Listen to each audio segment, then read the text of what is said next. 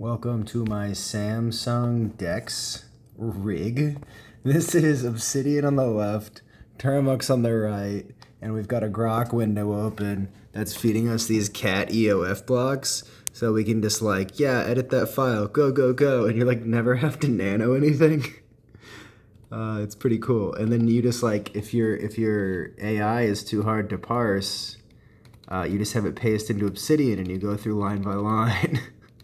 And then you get a transcript of everything. So right now what's cool is we've got it going where it'll do ghost text completion. That's what just got set. So I can say like Python, it looks at history, ghost text, boom. It doesn't need to do ghost text inside of the REPL, but I digress. Hold on, boop, boop, boop, height. I just really enjoy the ghost text, so that's super fun. I'm excited. On Termux, no joke. We've got a custom colorway on Termux. This is hilarious.